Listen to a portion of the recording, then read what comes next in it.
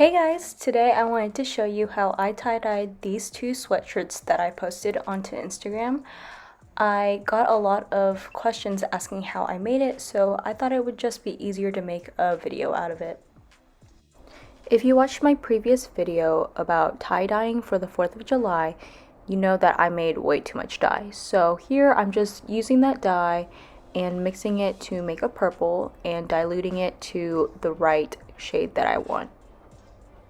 Make sure to make the color a lot darker than you want because the ice is going to dilute it, and when you wash it, it's going to fade even more.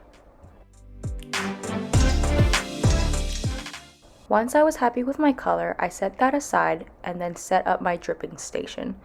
For this method, you're going to need a wired rack and something under it to catch all the dye. Here I'm just using the lid of a storage box. Then take your shirt or sweatshirt that was pre-soaked in a water soap mixture and wring it out and bring it onto the wired rack. Then using the crinkling method, just scrunch your shirt up into a bundle, and you can use rubber bands to tighten it, but I like mine loose, so I did not use rubber bands.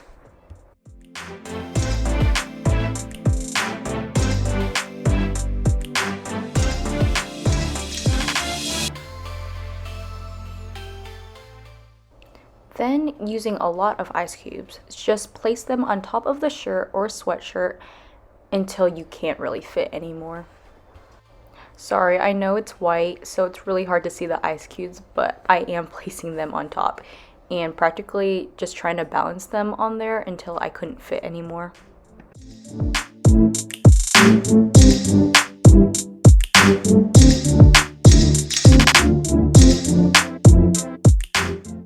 This is what it should look like before using the dye. And if you made a big batch like me, you should definitely get a silicone measuring cup because this thing was so easy to transfer into the small bottle. As you can see, I'm using a Gatorade squirt bottle, and honestly, it was not a bad idea, but using the ice, it did splatter a little bit, so just a warning.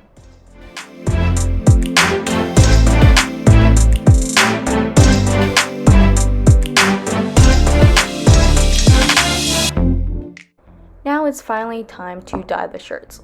So I soaked the shirt completely on top until I couldn't see any more white. Don't worry about soaking the bottom because the dye will end up seeping through to the bottom.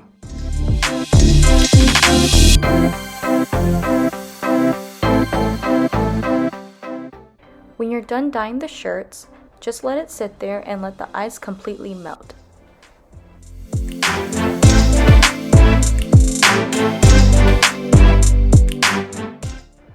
When the ice completely melts, you can unravel and reveal your design, or you could let it keep sitting there and absorb the dye completely. I was impatient and unraveled mine to see my design as soon as possible, but I liked it, so it was good. And if you don't like it, you could just go back and add more dye. But you could see that there's a lot of white specks, and if you remember my finished product, there were not that many white specks, and I'll explain why later. So here's what my sweatshirt looked like in the front and the back before I dried it. And I just hung it on a hanger and let it dry outside until it stopped dripping.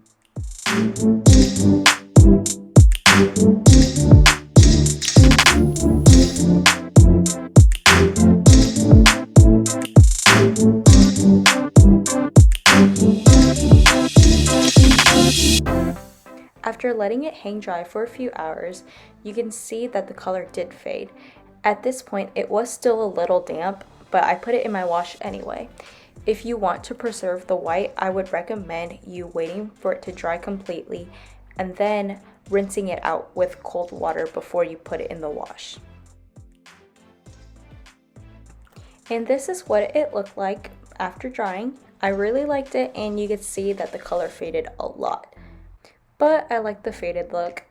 In fact, I liked it so much that I had to do the same tie-dye method with another sweatshirt using a teal color. The only thing I did differently was use a different spray bottle, and I did it outside because it was much easier to dump the liquid that dripped onto the pan. Anyway, since you guys already know how to do it, I'm just gonna show it here.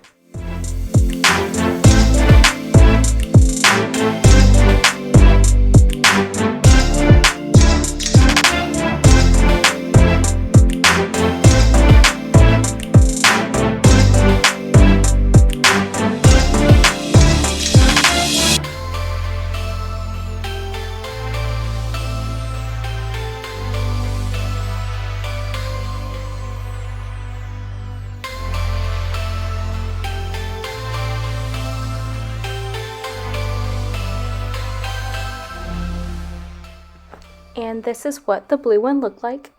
I loved how this turned out, and I hope you guys enjoyed this video and found it helpful. If you did, let me know and give this video a thumbs up and subscribe if you want to see more videos. Thanks for watching.